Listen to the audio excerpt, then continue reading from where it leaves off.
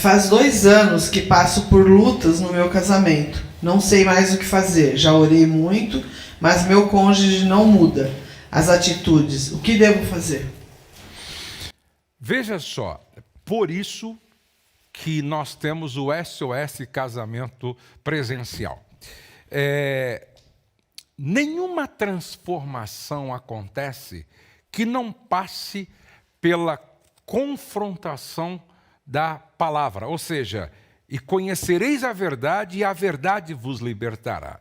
Agora, como a gente pode levar o cônjuge a ouvir a palavra, a ter um encontro real com Deus, para que haja uma mudança de caráter?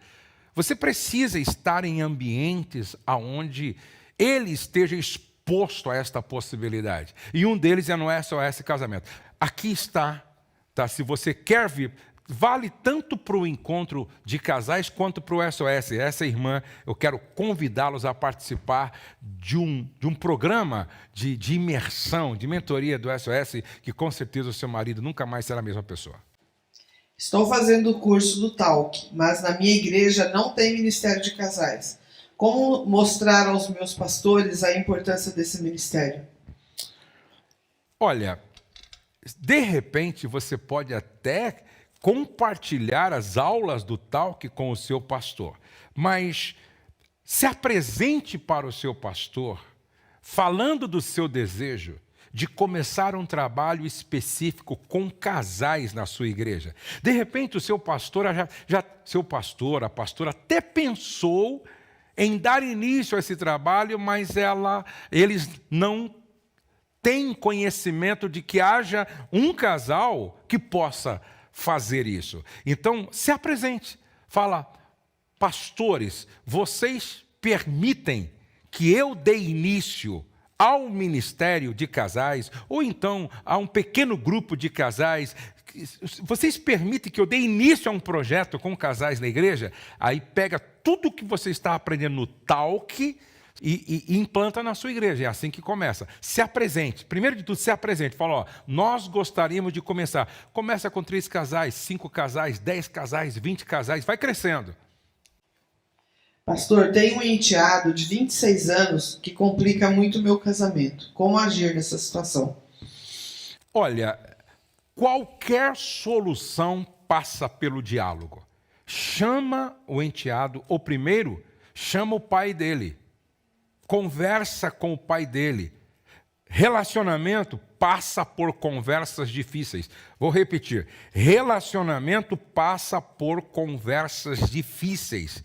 Então chama o pai, depois chama o enteado com amor, mas com muita firmeza, colocando limites nesta relação, porque pelo que eu percebo aí, está faltando impor limite e cobrar respeito aos limites que se impõem. Descobri uma traição do meu marido quando estávamos noivos. O que devo fazer? É marido agora, acho que já casou. Agora.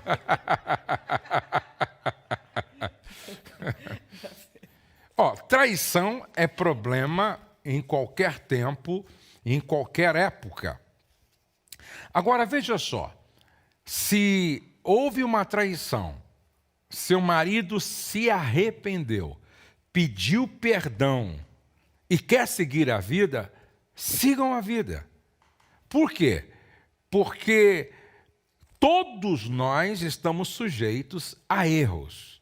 E essa possibilidade da restauração é real quando há graça e há perdão. Ou seja, o que é graça? Graça é dar ao outro o que o outro não merece. É tratar o outro como o outro não merece ser tratado. Isso é graça. Então, eu gostaria que você entendesse que a Bíblia é muito clara. Aquele que confessa e deixa, alcança a misericórdia. O que encobre as suas transgressões nunca prosperará. Então, se Deus permitiu que você ficasse sabendo disso, se houve da parte dele arrependimento, confissão e desejo de continuar a vida de uma forma séria e responsável, então prossiga. Eu até pedi meu celular aqui, que tinha uma pergunta que eu tirei um print, que não está aqui. Eu acho bem interessante falando desse assunto. Pastor, eu venho há 2 anos lutando por meu namorado. Já passei por vários desertos ao lado dele. Traição, repúdio e agora, por último, ele só tem me ofendido. O que devo fazer? Continuar lutando por ele? Olha só. O seu marido, o seu namorado precisa de uma genuína conversão, de um encontro com Deus que mude o caráter dele. Se você fosse minha filha, eu não permitiria que você continuasse esse namoro, a menos que o rapaz mostrasse frutos evidenciando mudança, transformação. Pelo contrário, a tendência é piorar. O casamento não muda drasticamente ninguém, apenas revela quem realmente a pessoa é. Então, antes de se casar, ore, converse com mentores, ponderem, faça 2 listas, prós e contra. Pelo contrário, você pode cometer um equívoco que vai lhe custar muito caro amanhã.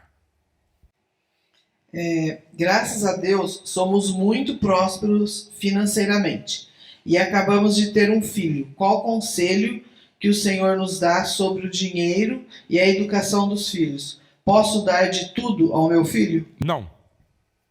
De forma alguma. Bom, deixa eu contar uma experiência nossa. Nós nunca facilitamos a vida dos nossos filhos dando tudo ao ponto de eles nem sequer precisar gastar o mínimo de energia para saber quanto custa as coisas. Não. Eu sou contra superproteção, eu sou contra criar um filho numa redoma, como se ele fosse um reizinho do pedaço, a última bolacha do pacote. Eu sou contra dar tudo para o filho de mão beijada. O Douglas, quando chegou no momento de ele tirar a carta e ter um carro, eu poderia dar um carro zero. Eu dei um carro bom usado. Quando ele mereceu, não é, ter um carro melhor, não foi zero ainda, mas eu ajudei a dar a entrada para um carro melhor e ele foi ter um carro zero depois que se casou. E converso com o Douglas o quanto isto fez bem na formação dele. Um pai que dá tudo para os filhos e os filhos não sabem o preço de absolutamente nada, a tendência é eles nunca valorizar. E aí a gente percebe muitos adultos irresponsáveis e a culpa é dos pais. Então, se você tem dinheiro, invista em escola, invista em curso, invista em conhecimento, mas não permita que os seus filhos tenham uma vida super protegida. Deixa eu explicar uma coisa para você. Superproteção e zero de disciplina e zero de limites é igual a delinquência. Guarde isso. Pastor, meu esposo está com uma amante. Ele fica 1 semana na casa dela e 1 semana aqui em casa. É errado eu ter ele como marido? Me sinto usada. Não é que você se sente usada, você está sendo usada, certo? Aconselha essa irmã aí, Rose. Vixe, tem certeza? É bem complicado. Eu não aceitaria. Uhum. Jamais aceitaria uma situação dessa sabendo, né? Porque a gente vê muitas pessoas passando por esse tipo de coisa, com traição, às escondidas, tal, né? Mas sabendo, eu acho muito complicado. Eu não aceitaria, então acho bem veja só. nenhuma mulher, nenhum homem é obrigado a viver numa relação abusiva, tá? Quando há traições frequentes, adultérios frequentes, é uma relação de abuso psicológico. Nem Deus concorda com isso, nem Deus está nisso. Então, preste atenção, tanto o homem quanto a mulher precisa se amar. Você precisa amar a Deus, amar a si mesmo como ama o próximo. E qualquer mulher que se ama não aceita viver em estado de fornicação, de adultério, de abuso. Então, irmã, você precisa chamar o seu esposo por uma conversa séria e dizer para ele, olha, para mim não tem como continuar vivendo esta vida que Deus não apoia, concorda, assina embaixo. Eu também não concordo, então eu estou traindo a mim mesma e também ferindo o coração de Deus, aceitando uma situação assim. Pastor, meu marido acha que conversar comigo sobre como me sinto é bobagem. O que eu faço? Venha para o SOS Casamento. Aí o seu marido vai entender. Ele vai entender que quando a esposa fala para o homem como ela se sente, é porque ela entende que o homem é o seu amparo, o seu porto seguro, o seu ombro, é o seu melhor amigo. Agora, é um perigo quando uma mulher procura o marido para que o marido supra as suas necessidades e ele não faz isso, aí, de repente, essa mulher encontra outro ouvido de uma outra pessoa. E aí entorna a situação, aí dá problema. Aí o marido fica bravo, quer matar. Presta atenção. Uma mulher com uma carência crônica se torna uma presa fácil do inimigo.